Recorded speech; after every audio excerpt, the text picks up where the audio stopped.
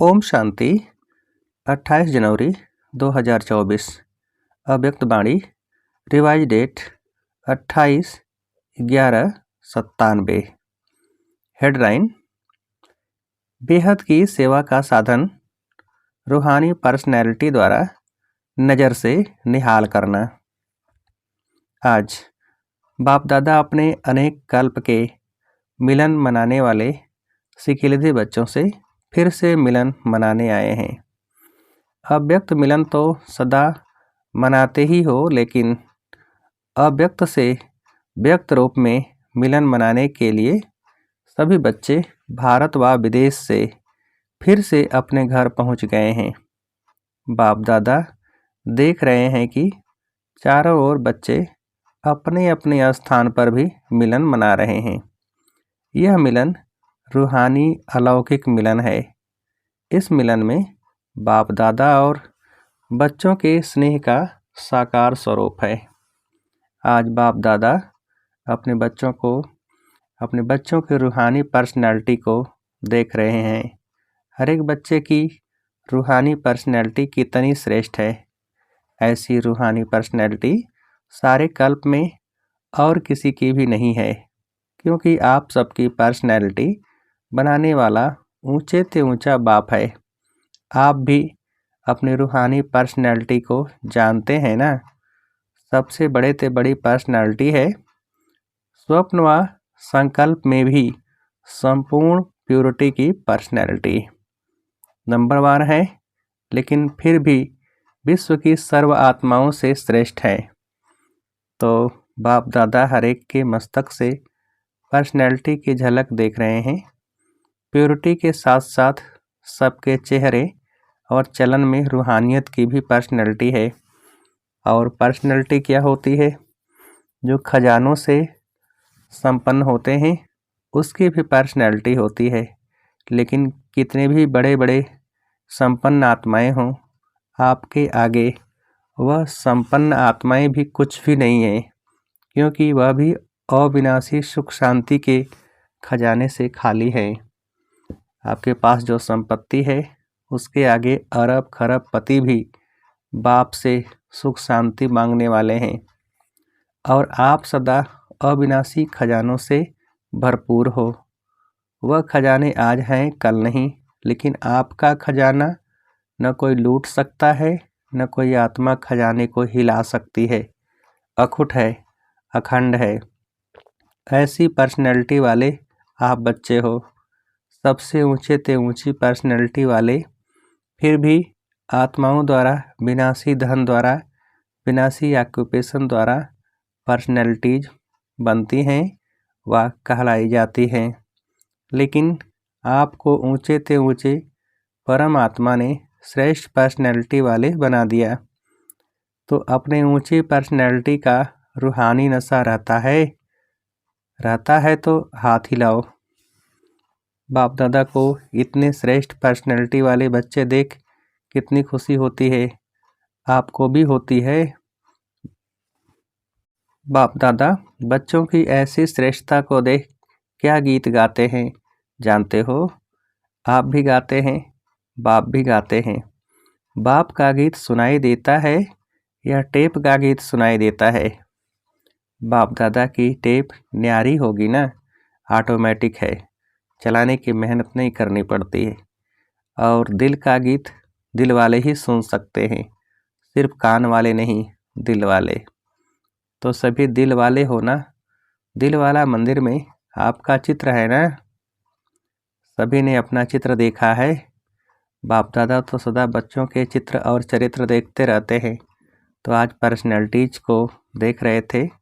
सदा यह पर्सनैलिटी स्मृति में इमर्ज रहे।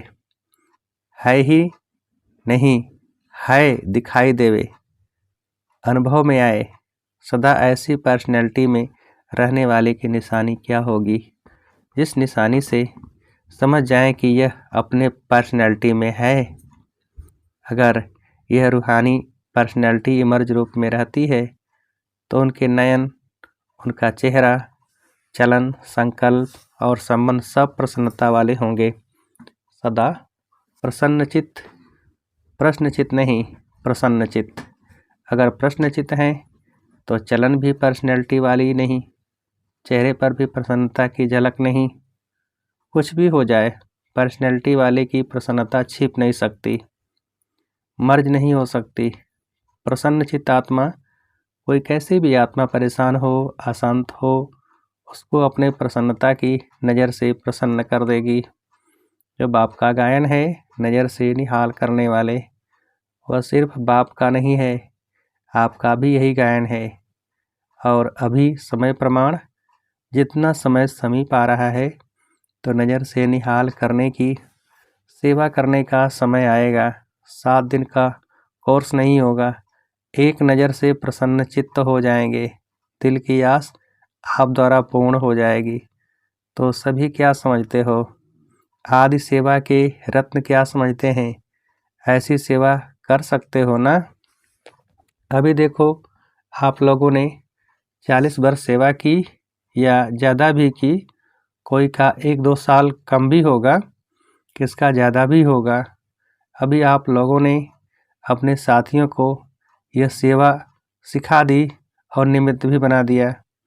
अभी आप क्या करेंगे? वो सेवा तो वह भी कर रहे हैं। आप आदि रत्न हो तो न्यारी और प्यारी सेवा करेंगे ना। अभी फिर उत्सव मनाएंगे कि नज़र से निहाल कितने किए, 9 लाख में से कितने बनाए। आगे तो 33 करोड़ भी हैं, 9 लाख तो उसके आगे कुछ नहीं है।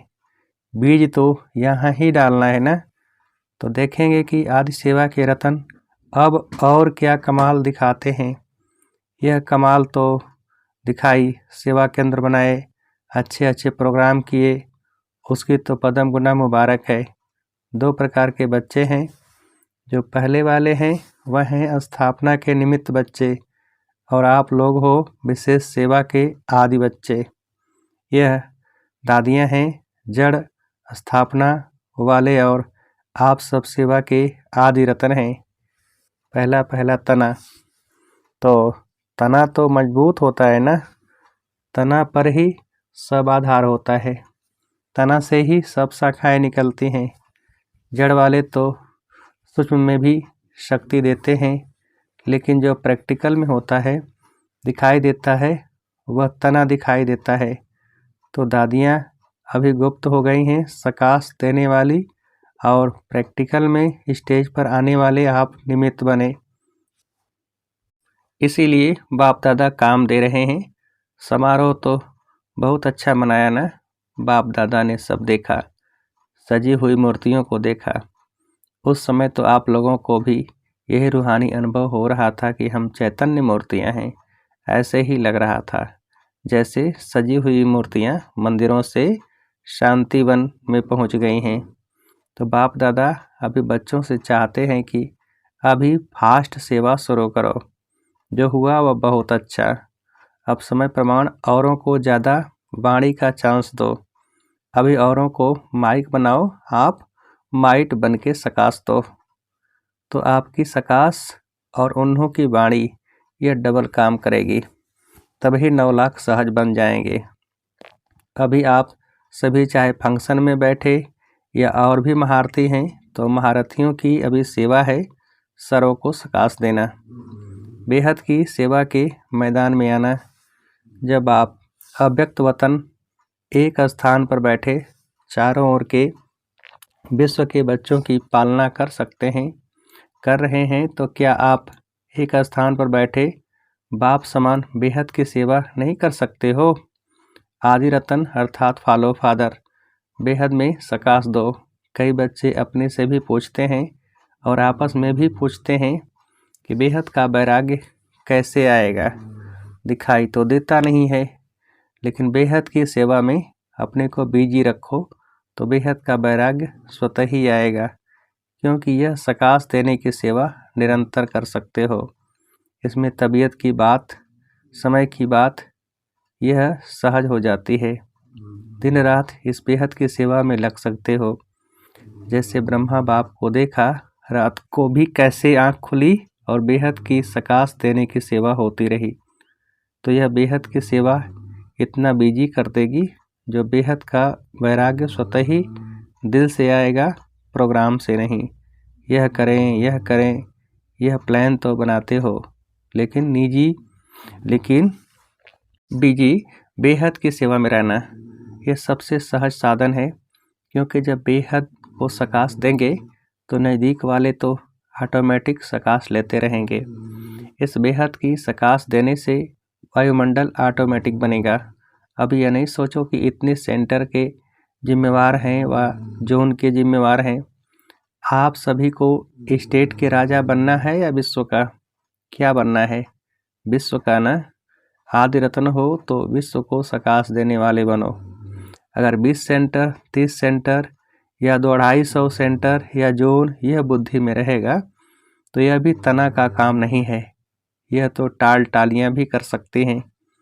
आप तो तना हो, तना से सबको सकाश पहुंचती है।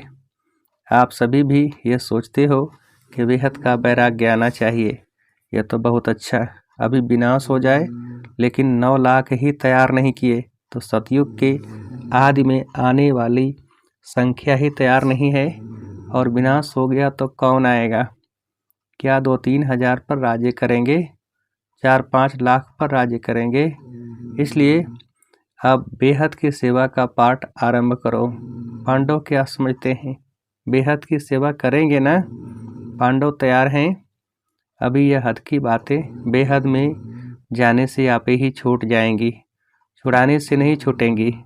बेहद के सकाश से परिवर्तन होना फास्ट सेवा का रिजल्ट है।